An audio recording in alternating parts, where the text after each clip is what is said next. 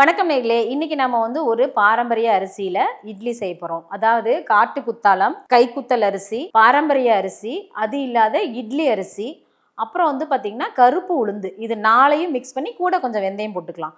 எல்லாத்தையும் மிக்ஸ் பண்ணி இன்னைக்கு நாம இட்லி செய்ய போறோம். இந்த இட்லி பாத்தீங்கன்னா உங்களுக்கு காட்டு குத்தாலங்கிறது யானைகள் இருக்கு இல்லையா, அவங்களுக்கெல்லாம் கொடுக்குற உணவு. யானை பலம் வரும்னு சொல்லுவாங்க.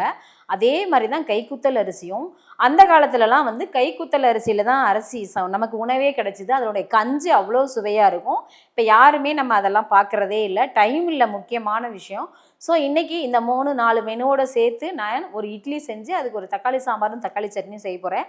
வாங்க வீடியோக்குள்ளே போகலாம். காட்டுக்குத்தாலம் அரிசி 1, கைக்குத்தல் அரிசி 1 டம்ளரு, இட்லி அரிசி 1 டம்ளர், கருப்பு உளுந்து ஒரு 2 டம்ளரே இருக்கட்டும், வெந்தயம் சும்மா ஒரு பிஞ்சு போட்டுக்கோங்க. இது அந்த அரிசி காமனாகவே மற்ற அரிசிலாம் 2 மணி நேரம் ஊறுனா போதும்.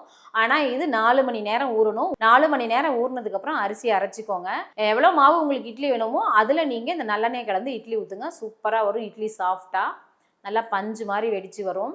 அடுத்து இப்போ நம்ம தக்காளி சாம்பார் ரெடி பண்ணிக்கலாம். நான் சின்னதாக ஒரு தேங்காய் மூடி, ஒரு தக்காளி, கொஞ்சமாக பொட்டுக்கடலை போட்டிருப்பேன், கூடவே ஒரே ஒரு பெரிய வெங்காயம் கட் பண்ணி போட்டிருப்பேன். அவ்வளோதான்.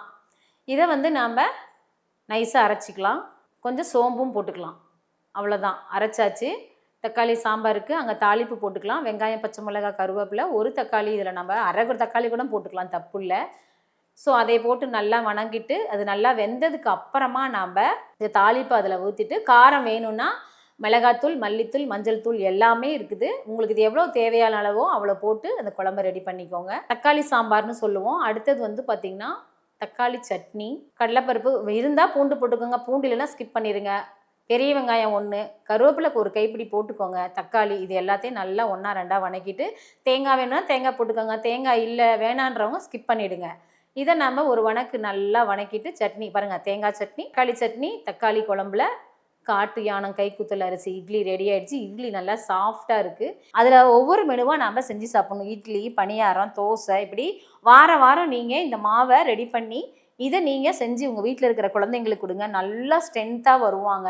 அவங்களுக்கு போன் நல்லா ஸ்ட்ராங்காக இருக்கும். இப்போ இருக்கிற குழந்தைங்களுக்கு நம்ம வேலைக்கு போகிற அவசரத்தில் நம்ம குழந்தைங்களுக்கு சமைச்சு கொடுக்குறோம். அவங்க சரியாக சாப்பிட்றாங்களா இல்லையான்னு கூட தெரியாது.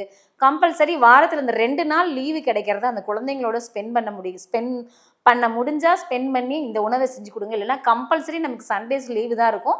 ஸோ அன்னைக்கு நீங்கள் இந்த மெனுவை செஞ்சு கொடுங்க. இந்த வீடியோவை சேவ் பண்ணி வச்சுட்டு உங்களுடைய ஃப்ரெண்ட்ஸ் அண்ட் ஃபேமிலிக்கு ஷேர் பண்ணுங்கள். நன்றி.